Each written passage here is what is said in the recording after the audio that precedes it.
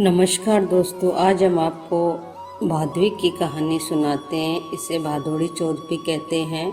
एक साहूकार के एक बेटा बहू थे। बेटा व साहूकार दोनों ही कुछ भी कमाते नहीं थे। बड़े बूढ़ों का धन था, उसमें काम चलाते थे। जब भी बहू बाहर कचरा डालने जाती तो पड़ोसन उससे पूछती, बहू आज क्या खाना खा कर आई है? तब वह कहती, वही ठंडी बासी रोटी खा कर आई हूँ। एक दिन यह बात साहूकार के बेटे ने सुन ली।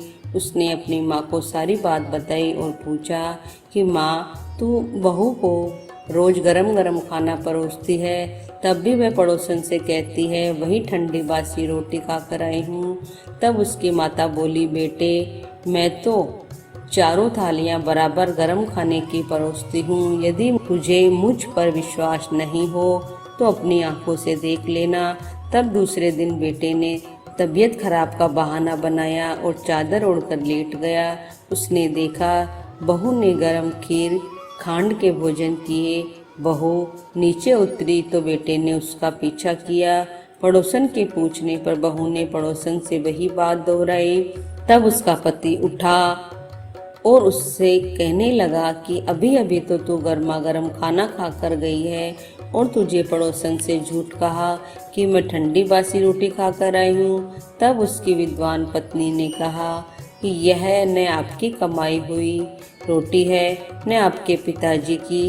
यदि इस तरह से बैठे बैठे धन को खर्च किया जाएगा तो कुएं के पानी की तरह एक दिन पूरा समाप्त हो जाएगा।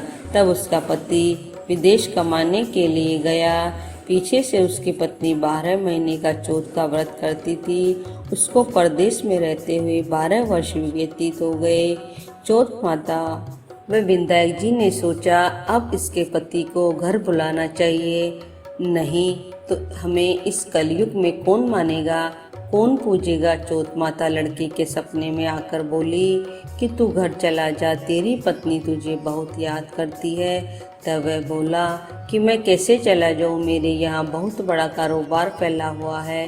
तब चौथ माता बोली कि सुबह एक दीपक जलाकर चौथ माता का नाम लेकर बैठ जाना, देने वाले रुपये दे जाएंगे और लेने वाले ले जाएंगे।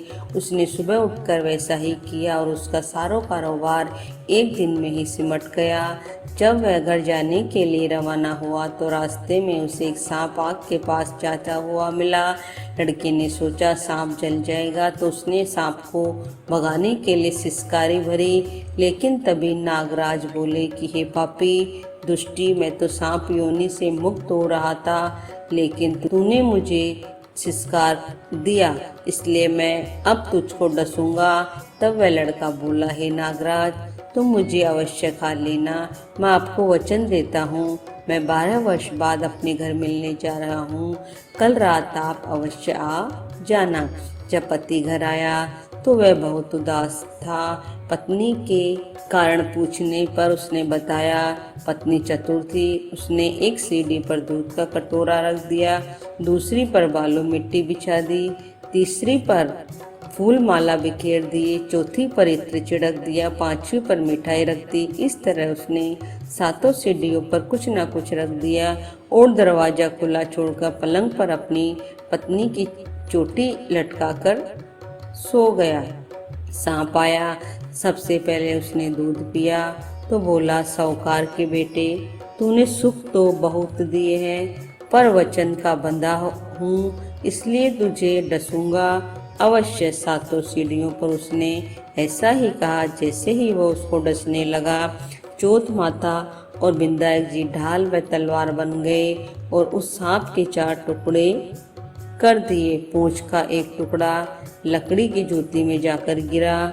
सांप ने सोचा कि जब ये जूता पहनेगा तब इसको डस लूँगा। तभी वहाँ बहुत सारी चींटियाँ आ गई। उन्होंने कहा, यह स्त्री हमें रोज शक्कर व आटा खिलाती थी, इसलिए इसकी रक्षा करनी चाहिए। चींटियों ने उस पर हमला कर दिया और उसकी पूंछ को पोली कर दी। जैसे ही सुबह हुई वहाँ खून ही खून हो रहा था। माँ ने सोचा मेरे बेटे बहू को किसी ने मार दिया है, इसलिए वह चिल्लाने लगी। तभी बेटा बोला कि माँ खुशियाँ मनाओ, आज हमारा बैरी दुश्मन मर गया। और पूछने लगा कि मेरे पीछे से मेरी दीर्घायु के लिए कोई उपाय किया था क्या। तब माँ बोली, मैंने तो कुछ भी नहीं किया।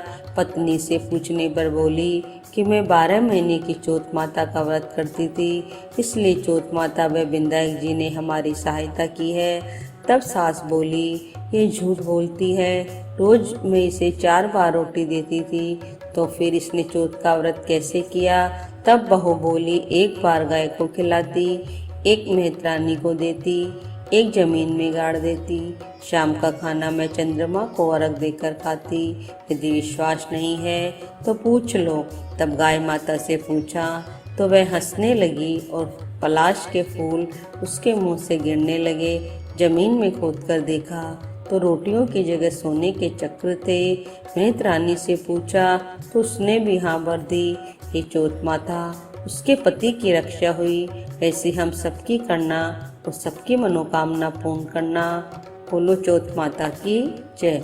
आपको ये कहानी कैसी लगी, इसे लाइक कीजिए और चैनल को सब्सक्राइब कीजिए। जय जय श्री राधे।